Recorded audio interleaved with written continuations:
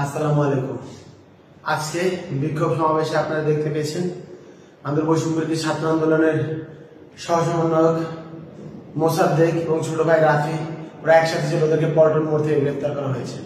আমরা যখন কাল কর্মসূচি ঘোষণার আগে কথা বলতেছিলাম, ওরা বলতেছিল ভাই আপনারা বাইরে আসেন না, আপনারা কয়েকজন নিরাপদে থাকেন, আমরা ভাই রাস্তার আন্দোলন সামলা নিব।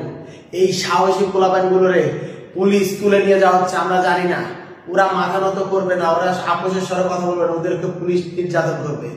আমার বড় ভাই জাহাঙ্গীরনগরের আরিফ সোহেলকে 30 ঘন্টারও বেশি সময় ধরে গুম করে রাখা হয়েছে, তার কোনো খোঁজ নাই। তারা কি বেঁচে আছে কিনা মরে আছে জানি না। আরিফ সোহেল ভাইয়ের জন্য কান্নাকাটি করতেছে পুরো জাহাঙ্গীরনগর, পুরো বাংলাদেশ। আরিফ সোহেলের বাবার কান্না আপনারা দেখতে পেয়েছেন, দৃশ্য সব জায়গায় ঘুরতেছে। আরিফ সোহেল কোথায়, আরিফ সোহেল বেঁচে আছে কিনা এই খবরটুকু আপনারা জাস্ট দেন। রাফি মোসাদ্দেক ওদেরকে আপনারা বাচ্চা বাচ্চা ছেলেগুলা ওরা রাজপথে গেছে, ওরা তো ভায়োলেন্ট করে নাই, আমরা দেখতে পাইছি ভিডিওগুলো স্পষ্ট আছে, ওরা কেউ ভায়োলেন্ট করে নাই। পল্টনের থেকে ওরা কথা বলতে গেছিল আপনাদের সাথে, আপনারা ওদেরকে আটক করলেন কেন?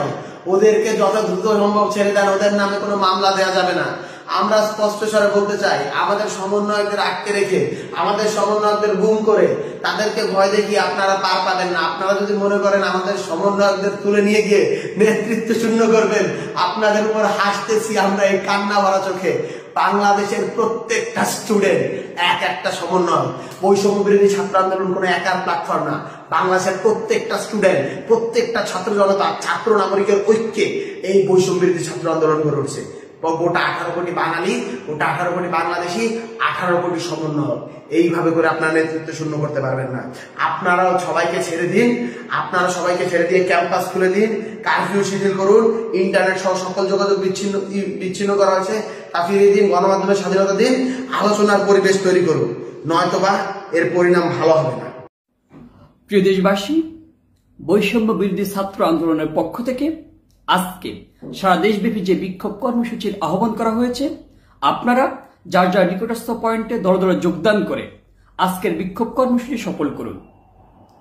আমরা আমাদের অভিভাবক, আমাদের শিক্ষক, বুদ্ধিজীবী সহ দেশের আপামর জনতাকে এই লড়াইয়ে আমাদের পাশে থাকার জন্য বিনীতভাবে অনুরোধ জানাচ্ছি।